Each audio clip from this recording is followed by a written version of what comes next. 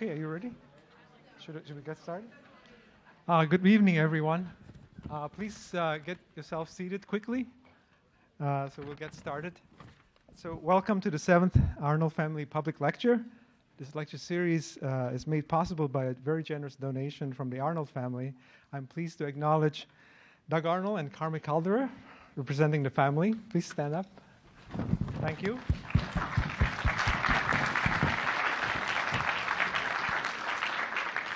So tonight's speaker is Lillian Lee. She is professor of computer science at Cornell University. She studied mathematics and computer science as an undergraduate at Cornell and got a PhD in computer science from Harvard University in 1997.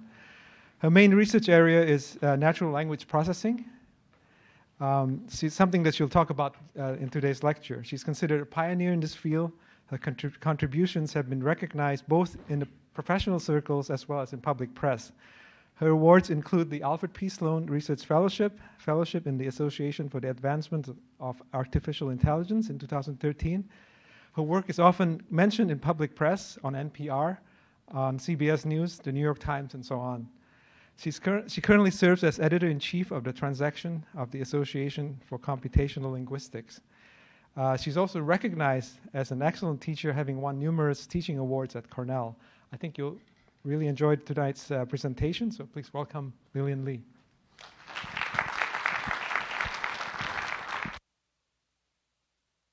Okay, how's the mic? Hey, people in the back row, can you hear me? No. Okay. What do I do? Speak louder? How's that? Okay. All right. How am I now, back row? Okay. All right.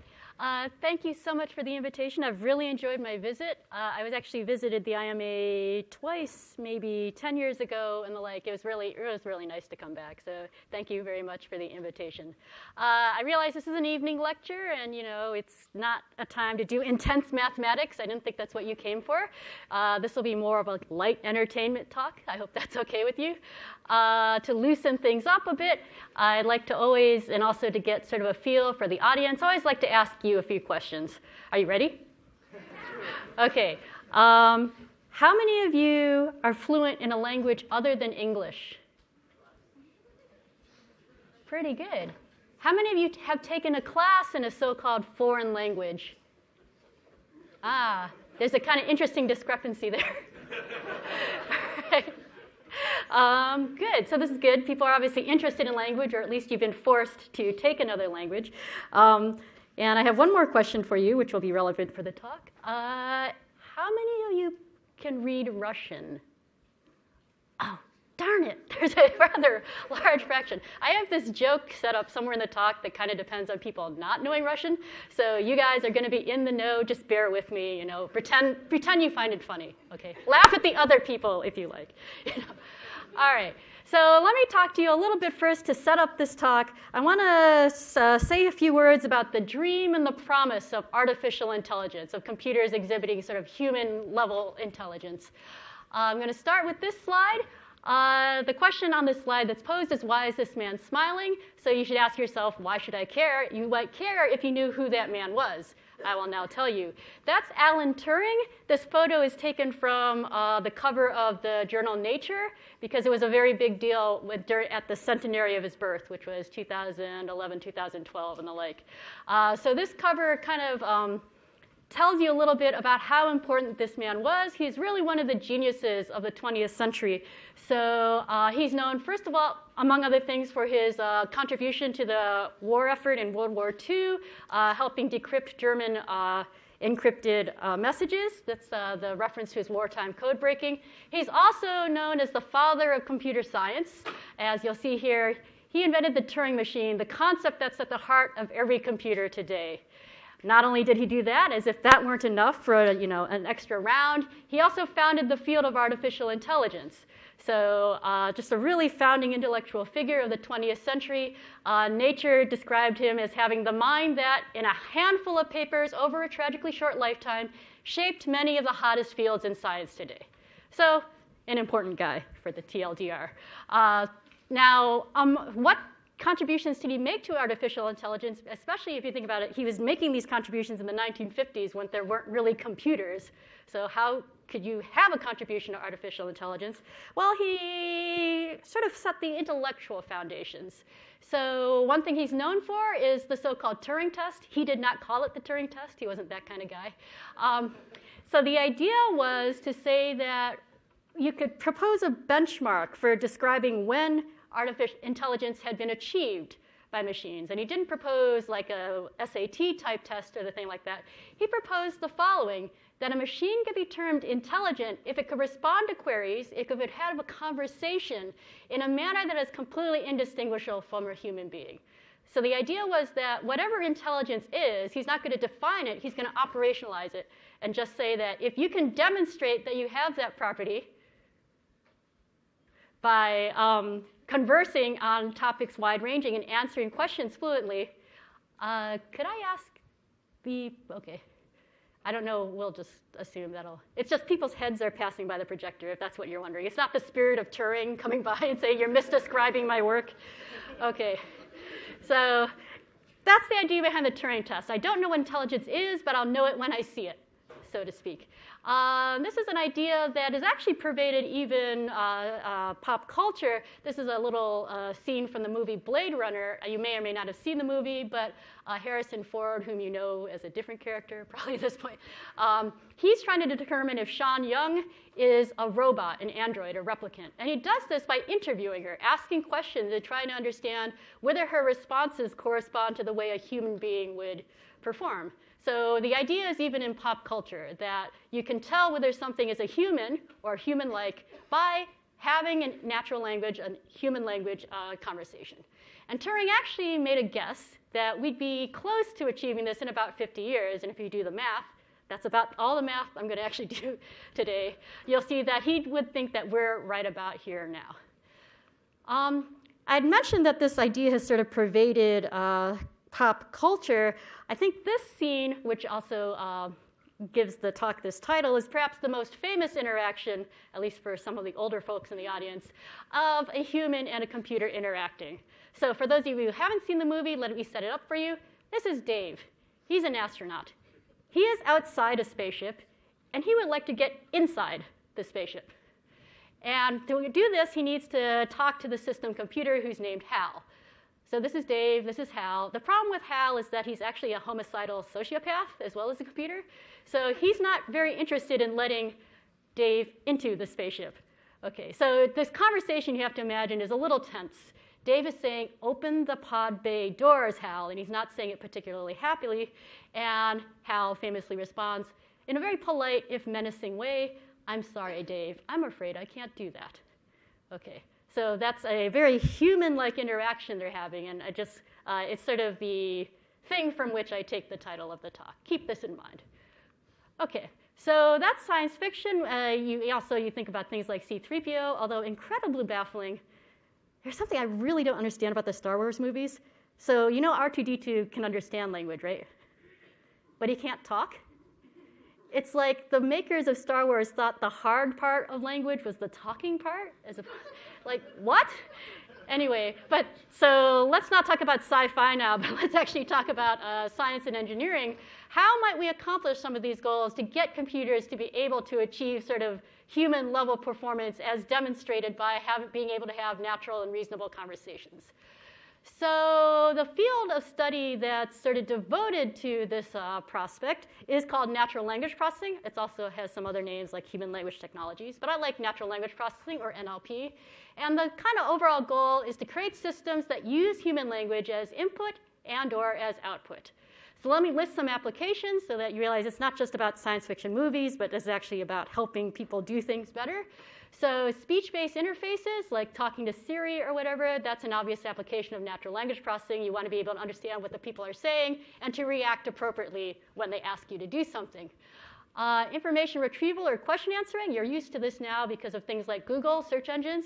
So information retrieval is the idea that you have some information need, which you might request in natural language, like tell me the talks that are sponsored by the Arnold Foundation. And you might get a list of documents back that answer that question. That's the information retrieval side.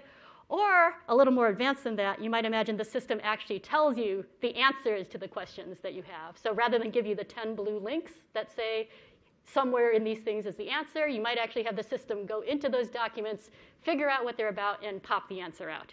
So that would be question answering. Automatic summarization would be great to have also. I don't really want to refer to emails for the younger people in the audience because they're like, what's email?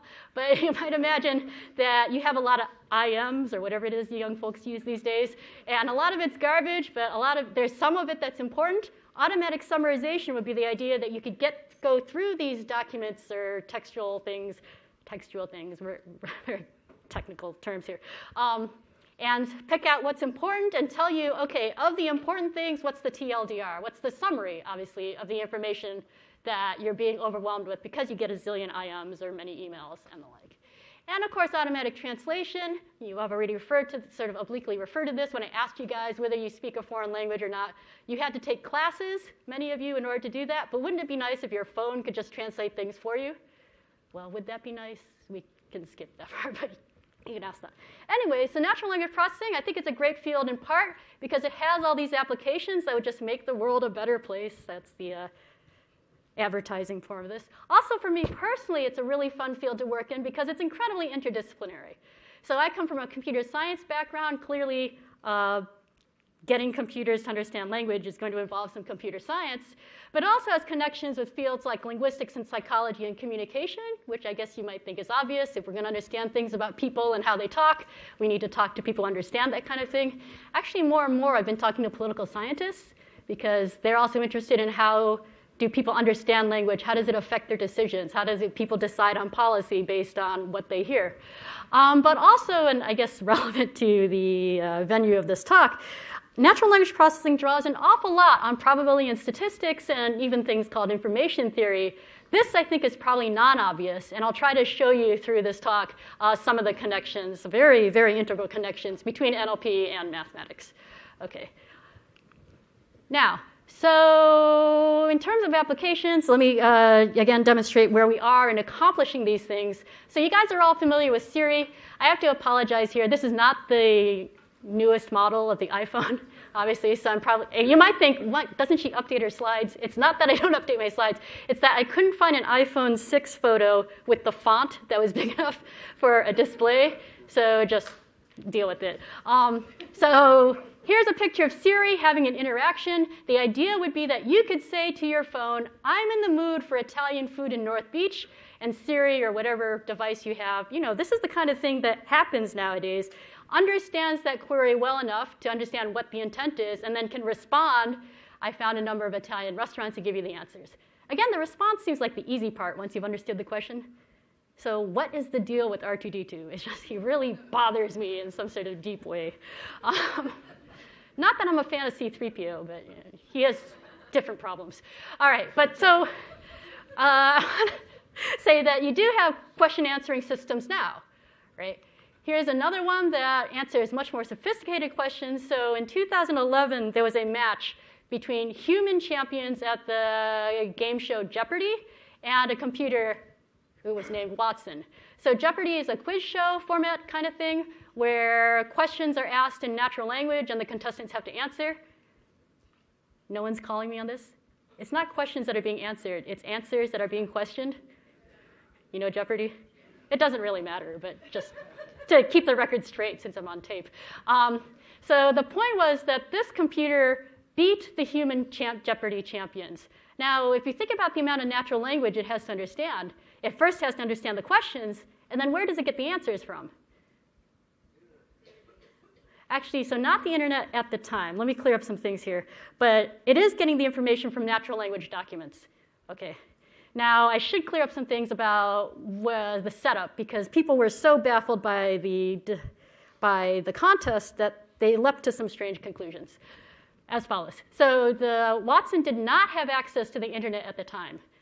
There are many people, during the competition. There are many people who have this sort of impression that it was just Googling behind the people's backs. That's not what it was doing. It was off the internet. It was not given the questions ahead of time. There are a number of people who think that that's what it was, and it just had to figure out which question was being asked. What else? These kind of things. It was basically under the same conditions as the humans were. Didn't have access to anything outside its own brain, so to speak. Where did that stuff in its brain come from? It came from all its learning, if you will, and all its training beforehand. Okay, and it was able to beat the human champions. So you have to be like, eventually, yes. Well, these things don't always work right out of the box. So in terms of question answering systems or answer questioning systems, we really made a lot of progress, okay? So why is this man smiling? Again, if you have to care about this question, it's because, if you want to know the answer to this question, it's because you care who this person is. Fadil here is like, the talk is over. He's happy because we've solved these things. We have these natural language systems. The Turing test has been passed. We're in the golden age. The singularities happened. You guys hear this kind of rhetoric on the streets of Minneapolis. I don't know. But so I need to say it seems like victory has been won. Maybe I can just claim it and go home. And in fact, I see there's some to do at the doors. In fact, maybe people are doing okay. Yes, people are leaving already. See, they're like, we're done. Great. Okay. So it's important to note, of course, that we're not all the way there yet. Have we hit the? Do we have computers that can pass the Turing test now? Not legitimately. And I have many other things to say about illegitimate ways to beat the Turing test, but that's the subject for another talk. So let me give you some examples that show you how much so I've given you some examples of how far we've come. Let me also give you some examples of how far we still have to go. This is actually so all these examples are based on my life. You can see I feel deeply about things like I see a movie and it causes me to have an emotional reaction. So I'm going to give you some examples from my own life. This is meant to be me, and I'm making a grocery list, and I used to write them down on things called paper. Actually, since I'm in an educational forum, I might as well mention this. Did you know that if you organize your grocery list by the aisles in the store, you can it's much more efficient? See, this is what I'm really worried about. I always hear people find this like a big revelation, and I'm like, how do people live your lives? Anyway, so grocery lists, you could physically arrange them on a piece of paper, but nowadays you can maybe arrange them on your phone. So I was trying this out with a smartphone, and I said, one thing I needed was a bunch of grapes. So this is supposed to indicate that I'm saying this to the computer, the phone in this case, and it transcribed it as, hey, bunch of grapes, which is kind of baffling as a mistake, because it's not like people say, hey, bunch of grapes a lot of times, right? What was it doing? So I really didn't know what to make of this. At first I was like, it's surprise, like, hey, bunch of grapes, okay.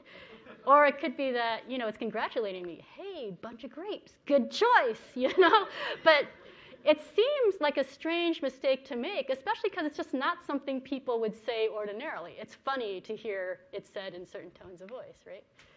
Here's another one. This is a real life error. I was talking with some colleagues, and we needed to arrange a meeting, so tried to transcribe this with the phone. We can email you when we're back, and it got transcribed as, we can email you when you're fat. I think there are many lessons here to learn. Again, it's an odd error to make because it doesn't seem like the kind of things people tend to say. It also says that, for you young people out there, you want to be real careful before you hit or say the word send. All right, but these are real errors. You guys probably have millions of these things from your own experience or memes on the web. Transcription's not perfect yet, and that's just transcribing things. Okay. This is a real-life error not due to me, but to Watson. This is more serious, talking about you have a state-of-the-art machine, and something that got written up quite a bit in the press because people couldn't understand this. So this is Alex Trebek giving an answer, and it starts, this U.S. city's largest airport, blah, blah, blah, blah, blah. Okay, and Watson responded, what is Toronto? It actually put the 3 question marks in there for reasons I can talk about later. You guys know this cannot possibly be the answer. Even the question, it cannot possibly, you should not say Toronto here. Doesn't matter what was here, right? The instant you saw this, the response is not Toronto. Okay, so you human beings know a lot of stuff that this computer did not know. And it seems like a crazy error, right? People are laughing. Well, it just can't be, right? So how could something that's so good at answering these obscure questions be so bad to make a kind of egregiously embarrassing mistake like this, right? So this is to tell you again, we're not all there yet. Although I have a philosopher friend, actually he's not a philosopher, he's a neurobiologist, but he has some sidelines in neurobiology, who says that it's actually interesting to speculate that one sign of true intelligence is making really dumb mistakes. And I think that's a kind of interesting observation. But anyway, so you can carry that over in your own lives the next time you make a really dumb mistake. But okay.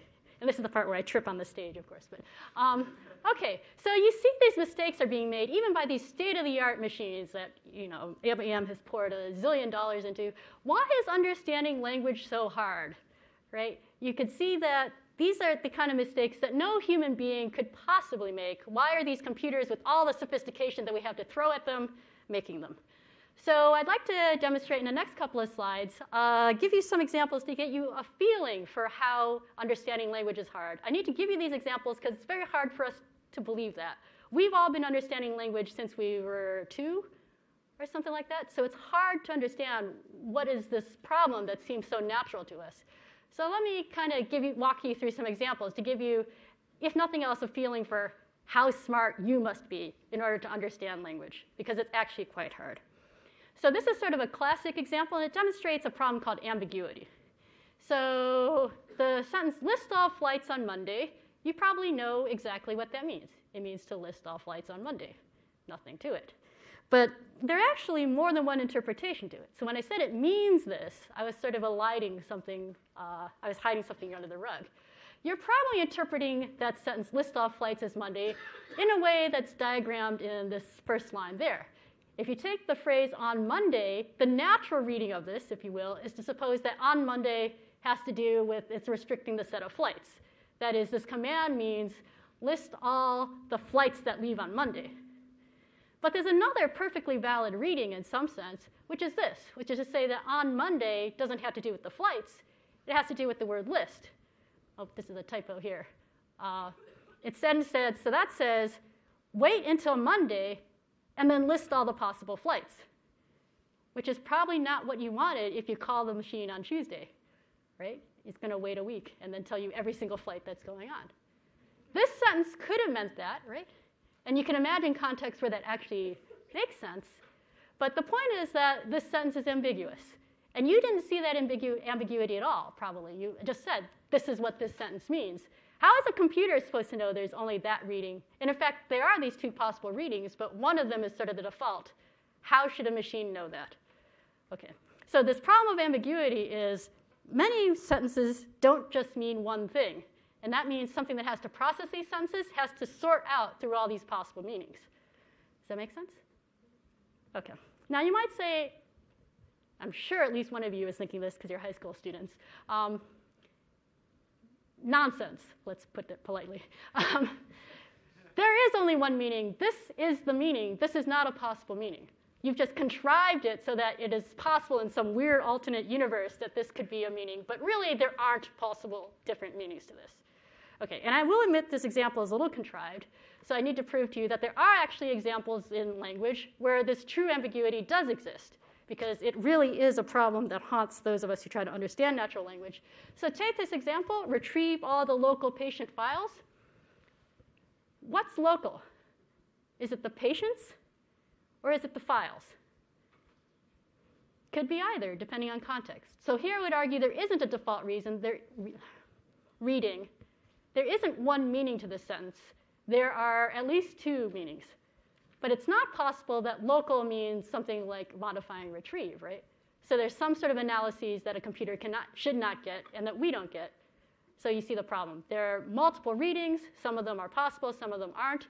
And these are all encoded in just a few words. It's just a single sentence. All right? So again, remember that I was saying you should feel proud of yourself to be able to understand language. It's instinctual, it's easy. Right? But there's actually an awful lot going on in your head when you understand these things. And this is a perfectly natural example of an actual ambiguity. That being said, just for fun, if you will, and to give you an idea of the boggling possibilities, here's an actual contrived example. It's one of my favorites of all time. What does this sentence mean?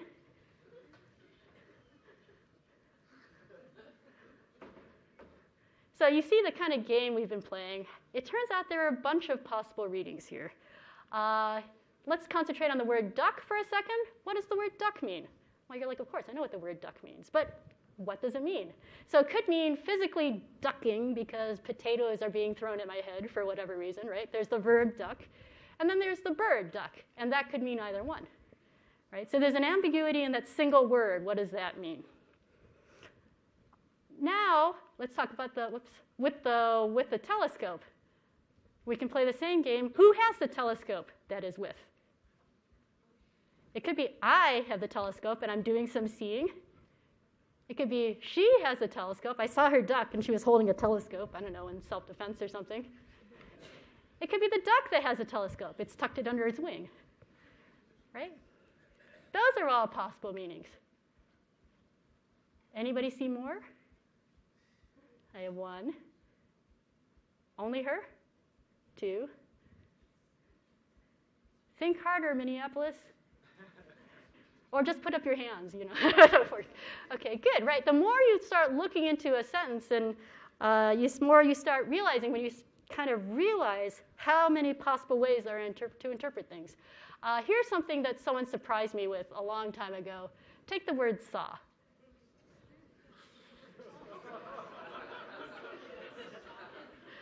So you're probably thinking, you know, seeing, as opposed to, right, the rather grim reading. And then you can see there's a blank spot. In my slides, there's never a blank spot unless there's kind of a joke involved. Someone surprised me with this observation a number of years ago. Bear with me with the setup. You imagine the zombie apocalypse has happened. And we've converted to a barter economy. All right. If you're willing to take those two things, then you imagine you're playing poker. They bet a duck, and I answered with a telescope.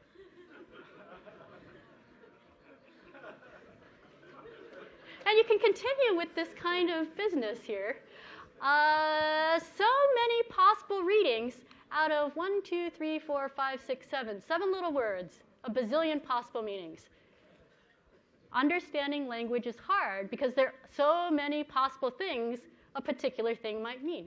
It's just amazing when you think about it. And so, again, feel proud of yourselves that we all can come to a common agreement of, but this mostly typically means this. Okay? Now, this is just a single sentence, right? And most of us say more than, well, you guys tweet and stuff, but you know what I mean. Most of us say more than a single sentence, so we say it to a human being who actually responds. So let's talk about conversations, which is where we often are using language, and you'll see way more things happen once you get interaction. So let's take this. It's adapted from an example from 1986. You've got Finn here, and he's saying, do you know when the next ship to Jakku leaves? And you've got an NLP system here, and they respond, yes. That's not quite right, as you can see by how upset Finn is. So Finn kind of is like, I'm not getting what I want. He responds, I want to know when the ship to Jakku leaves. And the NLP system says, I understand. Now think about it. C3PO is, at a very literal sense, completely justified in these responses. This is a yes-no question. Do you know when the next ship to Jakku leaves? Either C3PO knows or doesn't. And, you know, he knows 6 million languages or whatever it is. So, yeah, he knows when the next ship to Jakku leaves. So the appropriate answer is yes, from C3PO's point of view. Take the response here. This isn't even a question. There's no request to do anything explicitly, right? So C3PO is actually going beyond the call of duty by responding, because there doesn't seem to be any reason to respond. There's no question here. Okay? Yet you as people know this conversation has gone terribly wrong, and that's why Finn is so upset. What went wrong? Well, first of all, I think they don't actually occur in any scenes together in the movie, but you get my point here. So the issue is that even by understanding exactly the literal surface meaning of sentences, natural language interaction is not happening if we don't understand things like, what is it that Finn wants? What went wrong with this conversation? C3PO never understood that what Finn wants is the time when the next ship goes. Right? And it's just Finn being polite and phrasing these things in a way so that they're not overt questions that C3PO is totally missing. How do you as human beings know this? Well, you know things about what people want. Why are they asking, why is Finn having this interaction? It's because he wants something, right? So we understand these things about the world and how human beings work. And you have to understand those kind of things in order to get conversations to work, right? So now you can see why understanding language is really, really hard. You have to know things about language, you have to know things about the world, and you have to know things about people, which is, as you might have noticed, a toughie. All right.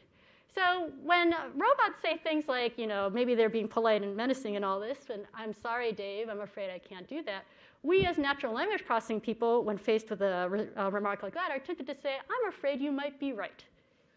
It might actually be impossible. You see how hard the problem is. Okay, there's so many possible meanings behind language. How can we possibly build systems that are able to extract the right ones? Okay? Okay? Couple nods. There we go. Thank you very much. All right. So, and yet we know systems are making some progress, as I showed you in some of the previous slides. So let's talk about what could it be that gets us over these hurdles of language seeming so difficult to understand computationally. So I'd like to give you a brief history behind sort of the field's progress in meeting and approaching some of these challenges. So the field of NLP actually goes way back to those times with Turing and with, here's another giant of the century, Claude Shannon in 1948. Shannon was interested in communication. You may or may not know, he's the father of the field of information theory that I made an oblique reference to earlier on in the slides. Shannon said the following, which will sound very strange to you now that you've been thinking about what language means and what it means to understand language. He said the following: the fundamental problem of communication is that of reproducing at one point, either exactly or approximately, a message selected at another point. That shouldn't make much sense to you in the context of the example I just showed you. Finn's problem is not having C3PO exactly reproduce the question or the implicit question that he had. Yet Shannon is saying, nope, it's all about reproducing a message at a different point. Shannon actually said, and I have to admit this is said a little bit out of context, the semantic aspects of communication, i.e. the meanings of things, he's explicitly ruling out. Again, slightly out of context here. The semantic aspects of communication are irrelevant to the engineering problem. And this should sound bizarre to you, given the stuff that we just said, that it's all about the meaning, not necessarily the explicit meaning of a sentence. So Shannon goes on to say, for the engineering problem, the only significant aspect, it's not this stuff about the meaning of things, it's just that the actual message is one selected from a set of possible messages. And again, there should be kind of this dead silence in the room while we all go, what on earth is this guy talking about? Because this doesn't seem to match what communication is at all, right? Communication is about getting, a message across. But maybe it'll help if I mention who Shannon was working for at the time. He was working at Bell Laboratories. For those of you who are young, there was a time when there was a phone company, okay? And it had all the money, and it employed people like Shannon, okay? It was a wonderful research lab. And if you think about Shannon working the phone company, this formulation of the notion of communication starts making more sense. It's about having a message on one side get transmitted through a phone line, back when there were phone lines, and making it to the other side, faithfully, right? So he was framing the notion of communication as getting a message across. See, there's kind of a metaphorical similarity. When I talk to you, I'm trying to get a message across. Shannon is talking about literally getting a message across. Okay.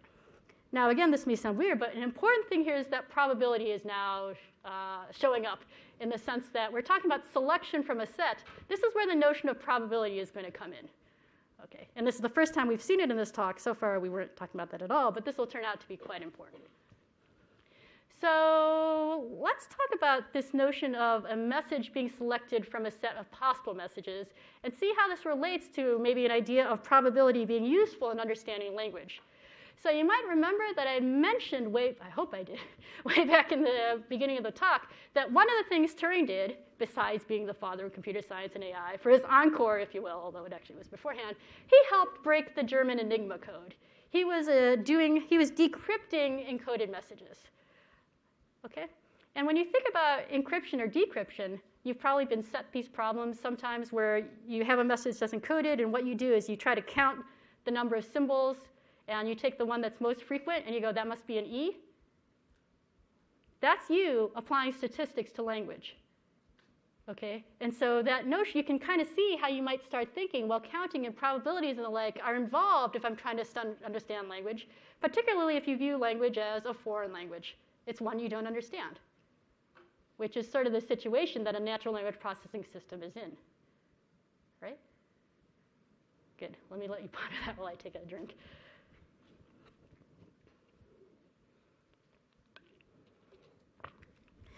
Okay. So let's take this idea a little further. I've kind of introduced this idea of encryption, well, because Turing did. Okay, so let's force this metaphor a little more. Okay, so Russian speakers, shh. Okay, let's consider the notion of machine translation. And let me do the following thought experiment. Let's imagine that understanding what this Russian speaker has said is actually a decryption problem. So I'm going to make up the following story, is that although this person is speaking Russian, what they're actually thinking is in English. Say. But what comes out, so they're thinking in the real language of meaning, in this case English. Okay, but something, many things can happen, many a slip between cup and lip. Something happens between the thoughts and the mouth such that what they say comes out in Russian. So we can think of the act of speaking Russian, and again, bear with me here, as an encryption process of taking the real language and encoding it in this other language, which happens to be Russian. Now, what's the point of doing this besides to, I guess, what's the word? Insult Russian speakers? I mean, this is presumably not what they're doing. Hey, high school students. No, right? Hey, adults, are you a little worried by the silence in the room?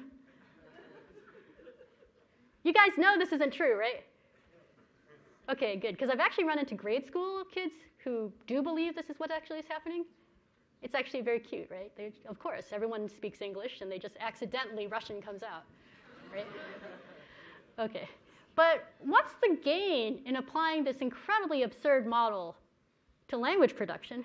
Well, it allows us to infer certain probabilities in ways that are computationally amenable. So again, we've broken up the production process into first you generate a thought, then you in English, and then you encrypt it into Russian. How might I deal with figuring out these two processes? Well, I'll consider them both to be probabilistic processes, i.e. there's some randomness that are involved. And so what I can do is say, okay, there's the problem of figuring, this is my original question, right? Given this Russian, I want to know what their real thought actually was, the English. So I can do this kind of backwards, if you will, and say, well, let's think about what's the probability of generating this particular real message, the real English. Now, how can I do that? How do probabilities get involved? Well, if I just had a really big sample of English, the thinking goes, I could estimate the probability of saying I can see Alaska from my house versus the probability of saying some other ridiculous thing. Well, I shouldn't say that. The probability of saying some other thing. Okay. And then this encryption process, where given some English, what's the probability of getting this particular Russian out? Okay, I can estimate that statistically by looking at a bunch of examples of people translating English to Russian, say, and see what are the likely translations. What are the translations that people often generate versus translations that they don't? Okay, so you've put in two probabilistic processes here, but they're processes that I have a chance to get at a statistical model. I can estimate, well, I can build models for each of those processes based on data. Okay, and now you can see how you can use statistics and probability to solve this machine translation problem, because you just need to figure out what are the probabilities for the encryption and what are the probabilities of thinking something like that. So that's where the statistics and probability are coming in. Okay, now this notion of probabilities of a particular thought don't just happen with machine translation. Why does holding a bottle of water cause the feedback to get deeper? Okay. Oh, it's this. It's not the water. Correlation does not imply causation. Okay. So here's another application. In case you're like, the machine translation thing was bogus, why would I believe that kind of thing? Why is that useful? Here's another application where thinking about language probabilistically is really important. And this is what all modern speech recognizers do a version of this. So here's a cutesy example, which is, to make a point. Take the sentence, it's hard to recognize speech, versus the sentence, it's hard to recognize speech. They sound super similar. In fact, I usually fool audiences a little bit. I sort of randomize which one I say first. And you probably thought I said that first. Maybe I did, maybe I didn't. Right? And yet, you as a human being almost certainly didn't think I said this, even though you saw the words on the slide. Why is that? It's because it's, especially in a setting like this where I'm talking about language, it's much more likely for someone to say something like this than it is to say something like that. So a huge component in speech recognition today, there's the acoustic component, sure, where you're trying to process the signal. But in a case where the signal comes out about the same, what you have to do is figure, or at least what these systems do today, is figure out which of the possible originating sentences is the most likely one. And again, you can estimate these kind of things based on the gazillion items of text that are out there on the web. All right? Make sense? Do you buy it? So you should be a little worried here, because I said all these ideas were happening in the 50s. And yet, where was Siri in the 50s?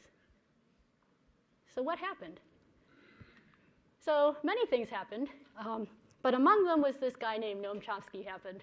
Again, there are a lot of geniuses in this talk. Not me, but you know that I'm talking about. So Noam Chomsky, another great mind, father of modern linguistics, certainly modern formal syntax, he was not happy with these statistical approaches.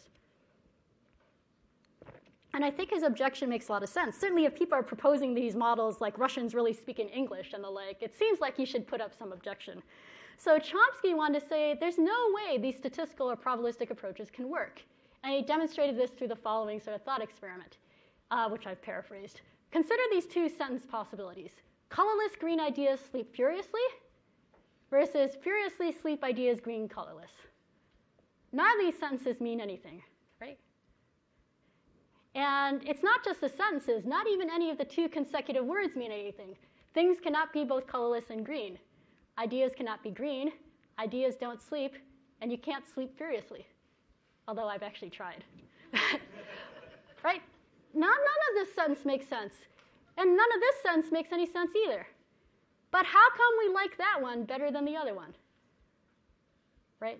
So we know there's a preference, but here's the crux of Chomsky's argument. Neither of these sentences have ever occurred in the history of English, which was true at the time. Okay? So no statistical model of English could possibly tell those two things apart because there's no possible data. And yet we as human beings completely know that, even without data, that the one sentence is much more likely than the other. So he's saying statistics can't help us in situations like this. A statistical model is just not going to work. Okay? So with this thought experiment, Chomsky actually killed this. It was this plus, well, pretty much is actually Chomsky who killed progress in statistical data-driven natural language processing. He said it's impossible. Okay? Some of you are snickering about it. So this was actually good in the following sense. So what did he do? He was still in linguistics. So the field moved to sophisticated non-probabilistic models of language. So there's a lot of progress in understanding language prompted by people like Chomsky. It's just that we didn't do it. I wasn't there at the time, but didn't use a data-driven, none of the statistical or probabilistic stuff. I guess it's always fun to note the following. History has sort of had a verdict on this. Some of you were snickering actually when I said that was true at the time. This remark has been so famous as to actually become false. It's sort of a self-unfulfilling prophecy. If you search this versus search this on Google, it's like this is like 10 or 100 times more likely than this. It's the judgment of history, but he's doing fine for himself anyway. So the idea is now you can tell them apart. But at the time, you see the crux of the argument. How can statistics actually tell us when the statistics are the same? All right, so what happened later? Well, like I just said, more data has become available. So in the 90s, the interest in statistical and probabilistic approaches to natural language processing came to the fore again, in large part because huge amounts of data started coming in online. So we had access to much bigger data samples that helped us learn infer more sophisticated models of language. So this is just a little remark about the 90s. Look at that. This was the logo of Google back then. It looks very quaint. What is the exclamation point doing there? I don't know, very 90s kind of thing. But that's what was going on there. And of course, advances in algorithms and models and horsepower helped a lot. So we were sort of able to overcome the Chomsky argument by building systems that had more sophisticated statistical models in them so that they weren't worried about, so to speak, not to anthropomorphize, they weren't worried about this statistical problem because they had better models that could say the probability of colorless green ideas sleep furiously is higher than the other. Okay. Is that Siri? Does she have an objection? Okay. All right. So in the 2000s beyond, you can kind of see that obviously we've got all these big data kind of technologies going on. But what's going on now is sort of integrating these statistical techniques with language insights. And this is something that's just really exciting. And it's led to things like having Siri and Watson with us today. All right. Okay. I want to cover at a very high level a sort of recent trend to just give you an idea of some mathematical ideas behind natural language processing. This is an incredibly clever idea, and it has an incredible amount of power, and it just shows you how mathematical thinking can really help. The idea is, and this is like actual current trend right now, is to sort of convert meaning to geometry in the following sense. I have some 3 documents here, blue and reddish and pink. This blue one is clearly on some mathematical thing, right? It's got the words normal probabilities and that. Now let me ask you, what's the first document about? And I just told you the answer, so. Math, right? You're supposed to reproduce my message at your point, remember, Shannon? What's this one about? What's that one about? Yay! Okay. So you can tell that these 2 documents are related and this one isn't as related to those. Now, how can we convert this notion of meaning into something computationally tractable that I can get my hands on? Well, let's take the following encoding scheme. Let's take all the words and just alphabetize them that were mentioned in any of these documents. And then for each word, for each document, I've color-coded them. I'm going to encode it in the following fashion. So this column here is an encoding of that blue document. And the code is, for each word, I put a 0 if the word didn't occur. This one doesn't have the word car in it. And I'll put a number 1 here if this word did occur in it. So the word hidden is there. Okay, and I can do this with all 3 documents, and this is a so-called vector representation. But just looking at these encodings here, you can tell that these 2, the things that these 2 things represent are closer to each other because you can see there are more overlaps, 3, versus the blue and the red document, only 2 overlaps. Okay. And if I take this coding and think of them as arrows lying in space, it turns out that using this encoding scheme, the red and pink arrow, which represent the meaning of those documents, they're close together and they're both far away from the blue representation. So we've moved from words and language in that, to geometry, to a closeness in a space corresponding to closeness in meaning. And we did that without really understanding any language at all. Right? We just counted, which is at basic, if you want to be really crass about probability, you say that's all they're doing. No probabilists in the audience? Okay. So this works remarkably well, and in fact forms the basis for search engines like Google and the like. They do exactly this kind of thing. Now, is it always going to work? Can't be, right? Otherwise, Google would answer all our questions correctly. Here's just an example to give you an idea of what can go wrong. What's this document about? Math. It's the same one, right? I'm reproducing at one end. Well, okay. What's this one about? What's that one about? I love how people they call them British cars. It's actually still about cars, right? It's just that they're using this other language. So notice that where the red document uses cars, the pink one uses auto. Instead of hood, bonnet. Instead of trunk, boot. All right? So now let's suppose we apply this a coding scheme again. And you'll notice that the blue document and the red document both have the word make in them. So they both have this 1 in this entry. And the blue document and the red document both have this word model in it. So they both have a 1. So there's a lot of overlap in the arrows that are representing those 2. And there's no overlap if you squint, or if you look closely at the numbers, between the pink document and between the pink representation of the pink document and the representation of the other two. So you get the geometry of this meaning space wrong. And why did that happen? Well, because I'm tricky, for one thing. How come these two things have overlaps? Coincidence, I like that. Say what? Yeah, remember that ambiguity problem I mentioned before? This talk is so amazingly coherent, right? The word make here has two different meanings. Those are not the same word. Really, this is the make of a car. This is like a verb about doing things. And the same thing with model, technically speaking, right? So when I talked about the integration of statistics and linguistics, you could see how it might come into play. In the previous slide, I showed you how you could use statistics to get a pretty good representation, where a lot of times the meaning of things is actually pretty well represented by position in space when I do this translation. But in order to understand what's going on here, you have to understand something about language, that the word make doesn't mean the same thing in different contexts. So if we can use our knowledge of language to say this make is not that make, you wouldn't have this error where you have an overlap, because it's not about representing the same meaning. So I think this example sort of exemplifies how you could integrate the statistical approach, where you're getting a representation based on counts, with the linguistic approach, where you're able to analyze, well, what is the basis of these counts? What am I counting? These are actually different things. I shouldn't count them as both the same thing. Okay? That was supposed to be a pedagogical example. I hope it worked over. All right, so what do we have here? Again, to sum up, what are the game changers that have happened in the last decade or so, decade and a half?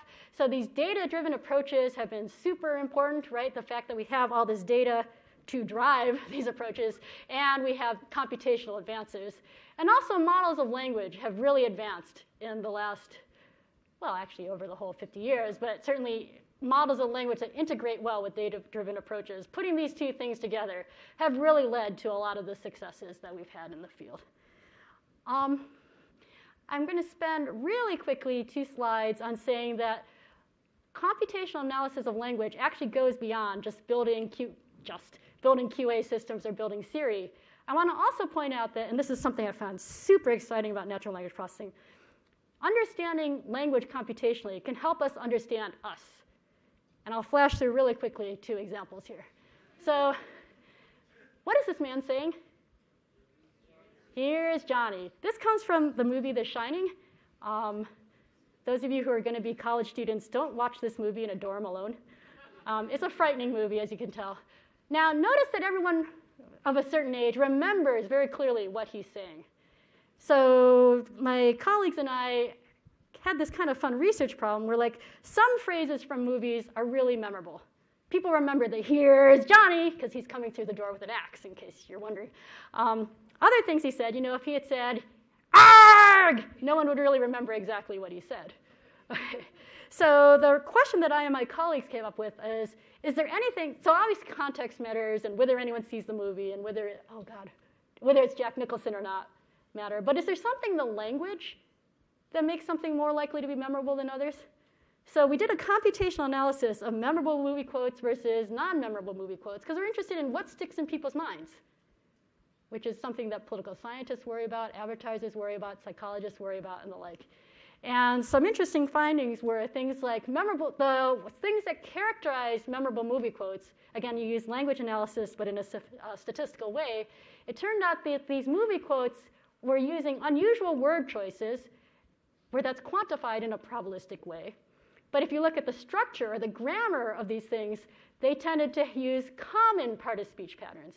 So there's an unusualness in the words, but a commonness in the grammatical structure that seemed to characterize the memorable quotes versus the non-memorable quotes. And that's the kind of thing you can do statistically, and you need a lot of data to validate this kind of thing. So it tells us something about what people find memorable.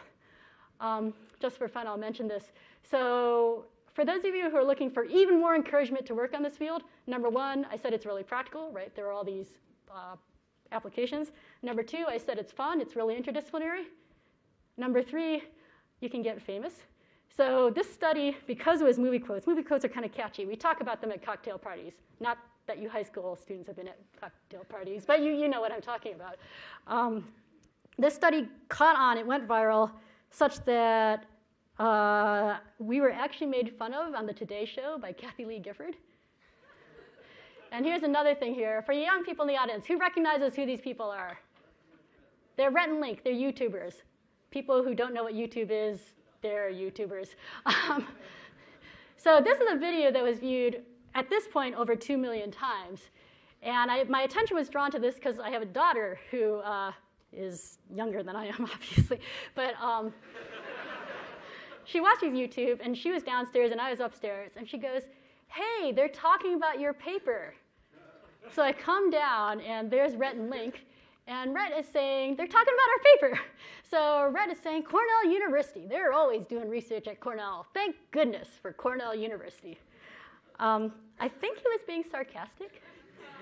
But he has this southern accent, so it's a little hard to tell. Anyway, so he goes on to say, it's a study that he's talking about with the movie quotes. We've got a link to it in the description. And then Link says, don't read it, though. It's boring. So picture the situation where my daughter has called me down to see that they're talking about my research, and then Link says this, and she's a fan of him, but she sort of likes me too, and it was complicated in various ways. But I think my point was to say people really like talking about language and findings about language. So that's another reason I really like doing this field. You can talk about it in cocktail parties. You can be made fun of by YouTubers in public. Okay. So again, I was talking about things you can do to learn about people. What do people find memorable? Here's another example, very similar kind of take. Politicians, again, or political scientists and like, are very interested in what kind of messages are people willing to share. Advertisers are interested in this too. And there's obviously a language component to this. So we did another study. This was done on Twitter. You have these situations where the same user is trying to spread a message about the same topic, in this case, whatever this URL is. But they happen to try to spread that message using two different wordings.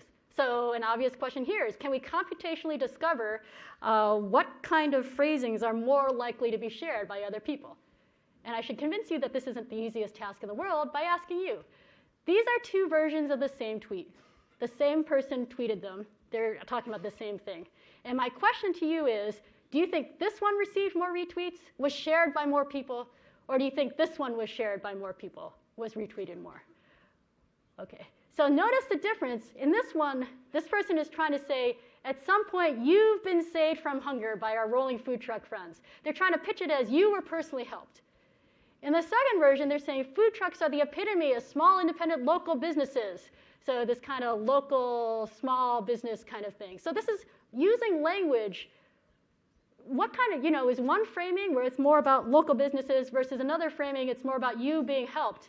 Which ones are people going to resonate more with? And I hope you agree that this has obvious implications to how society makes decisions nowadays, right?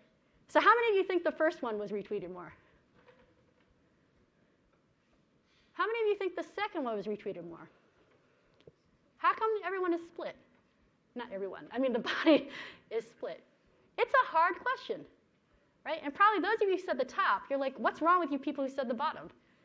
And you people on the bottom, you're like, how could you possibly think it's the top, right? It's not an obvious question at all. You guys have strong opinions, but you can't all be right, right? So this is the point of the study. We clearly have some impressions about what works in language, but what actually works in language? Now, sometimes it's hard like this, and you'll notice I'm going to be naughty and not actually tell you the answer, because that's not the point. My point here is not to tell you what the phrasing is. My point is to tell you it's not obvious, and this is why you should do some computational work. Now, sometimes it's easier, just for fun. So there's this one, which is just about read this report and then tell me Tories are no longer the nasty party, versus work capability tests designed by bastards, performed by idiots. In some cases, it's obvious, right? I'm not trying to say all language is hard to understand. I just want to give you a feeling for sometimes it's hard to understand. And also, even in the cases where it's easy, how do you explain to a computer in a computational way what is it about the bottom one, right? Okay, so let me conclude with the following. Now we can ask again, why is this man smiling? You remember this slide? Again, this talk is like a masterwork of themes running through it and the like. Now, I would say that it's not a triumphant smile. It's sort of an, if you will, an enigmatic smile. Turing is not saying, and I'm not saying, that the war has been won. There is a lot of work still to be done, right? But we've made a lot of progress. So that's why I would describe this sort of light smile. Now, I may study phrasing for a living, but I'm not necessarily so good at it. So I wanted to look at something that Turing himself said. This is the ending paragraph from Turing's paper where he proposed the Turing test. Remember the Turing test? Right? It's a beautifully phrased thing. He says, let's ignore this stuff. What should we do next? Which is a question I hope you're wondering, and it's certainly a question I'm wondering. Even this is a difficult question. I do not know what the right answer is, but I think different approaches should be tried. These are Turing's final words in that paper. This is my final words in this lecture. Thank you very much.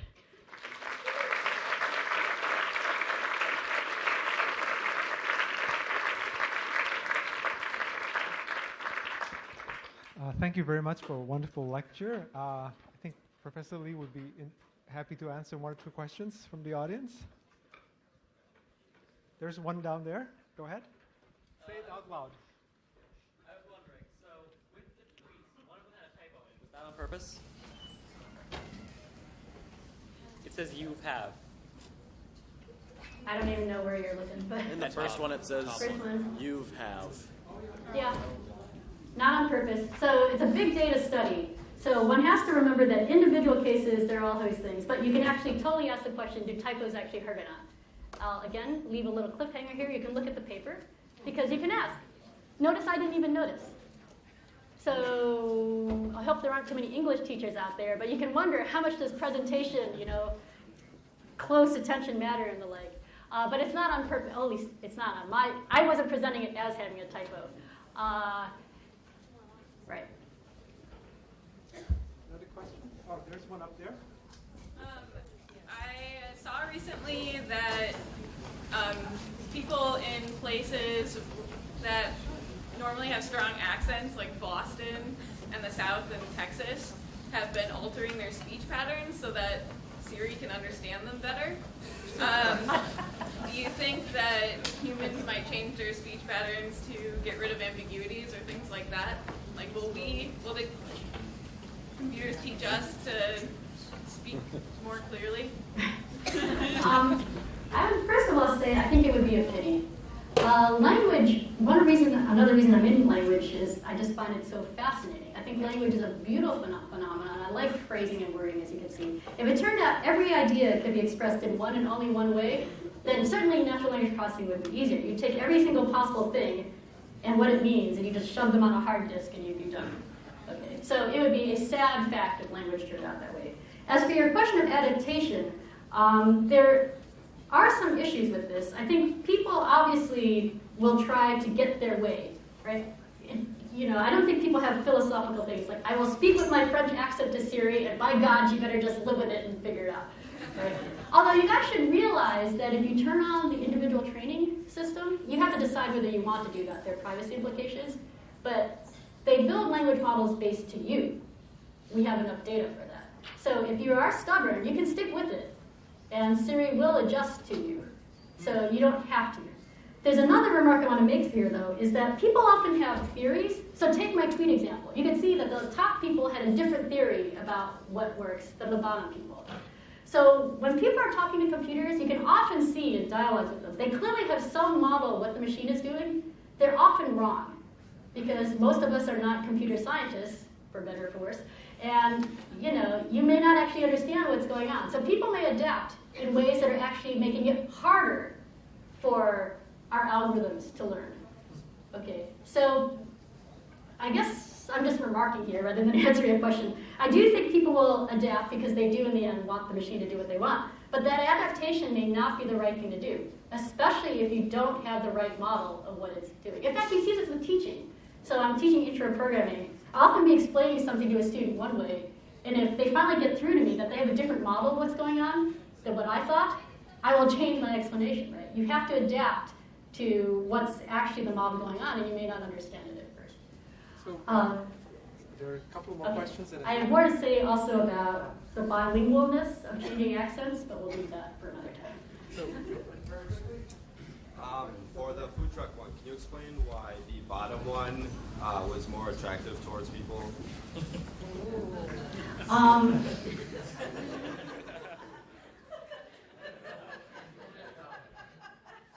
Was it? Okay. So to tell you the truth, as an individual, I've taken these tests myself because you have to debug your own algorithms. I'm actually pretty bad at doing these. I think probably because what appeals to me is actually different than what appeals to normal people. I would say that, first of all, there's a timing effect which was not necessarily controlled for. If you knew that one of them had happened a certain period after the other one had happened, you could infer that there are timing biases.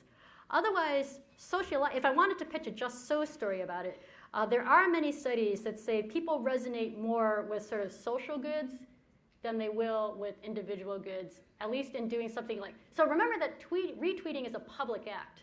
So if I retweet something that seems to be about my benefit versus retweeting something that seems to be about local businesses' benefit, I may more want to be seen as someone who retweets something about local businesses and the like. So retweeting is actually quite subtle phenomenon where people are actually trying to present blah, blah, blah, blah, blah, blah, blah, blah, blah. That would be my feeling, though, that I do believe it's based on the framing of it as a public good, but that may not, but there are complications.